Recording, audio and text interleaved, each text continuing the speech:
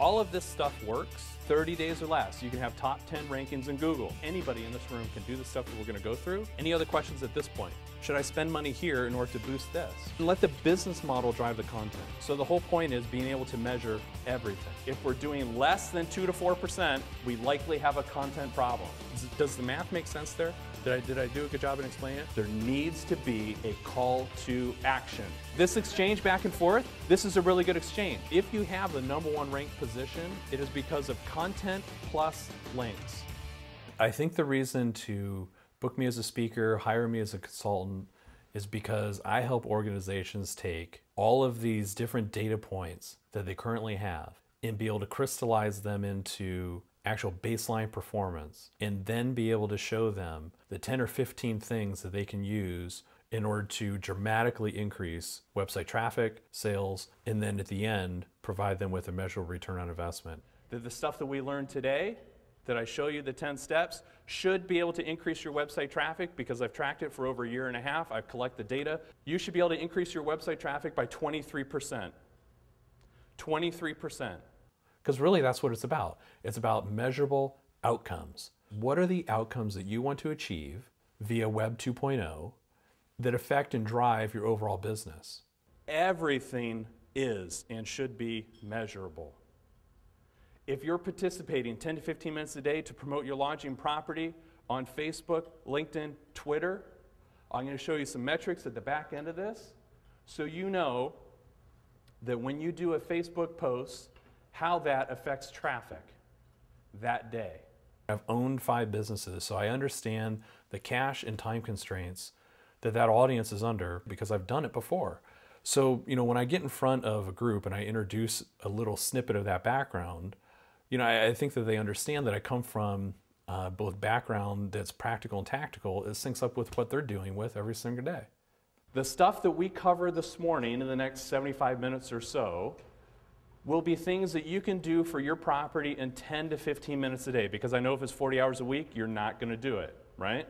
If you're an organization whose members are comprised of executives, business owners, marketing managers, those types of people, then I would likely be a good fit because that's the type of practical and tactical language that I use. So why should you participate in social networking? Because it brings better traffic, it brings traffic that's already aligned to your brand, and they're 800% more likely to buy something.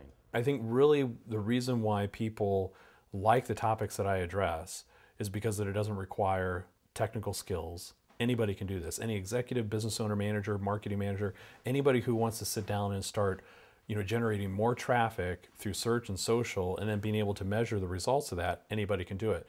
Think of social media as a brand new newspaper in town. Please don't think of it as some sort of new whiz-bang technology that's going to be very difficult to master.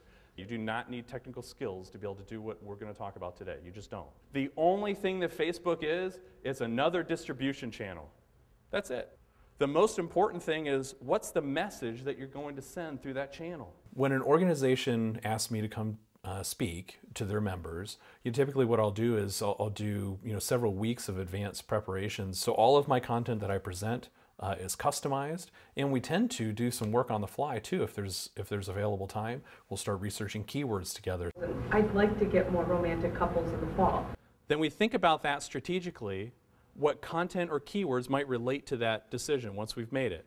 If we type in fall romantic retreats and nobody's searching on it, does us no good whatsoever. She is not going to increase her reservations for fall romantic retreats if nobody's searching on it. So having a #1 ranking for a keyword that nobody is searching for is no good whatsoever. It's like having a billboard that nobody drives down the street. So I'm going to show you here in just a second of how to actually find out how many times every day somebody is searching for certain things. You can use that as a litmus test and develop content around it. And if I can use a real-world example from Helen and a real-world example from Bob, so they can look at those examples and immediately understand how that applies to their particular situation. I think that's probably the greatest outcome. A plan that they can implement themselves without needing to go through an IT department, without needing to go through this huge infrastructure, without needing to spend a lot of money, that they can actually do this themselves. And I get really nice emails all the time where people have implemented the steps and have received really great results in a very short period of time. And so if anybody's interested in kind of reading those mini case studies, I mean, they could go to Amazon and read the book reviews. They can go to stephenwoessner.com and see some great, referrals and references from associations where I've spoke before. I know what works because I did it and collected the hundreds and hundreds and hundreds of pieces of data, ran my own stats analysis and saw that it worked. Then matched that up with other private sector examples to validate, was my study just a fluke, or did it really, or does it prove itself across to other industries and so forth? And it does. So that's why I can say with confidence that when business owners post and use Facebook, LinkedIn, and Twitter, they're going to increase their website traffic by 23%. I have the data to support that. And they're going to be able to increase their sales conversion rate by 800% because I have the data to support it. And I can mix in all the other industry standards, which makes it just rock solid information that business owners can have a lot of confidence in. So the whole point of the predictive ROI model is to give you data to make very good decisions. I haven't seen any other speakers, consultants, and so forth demonstrating or providing a process that people can use themselves with the same level of precision.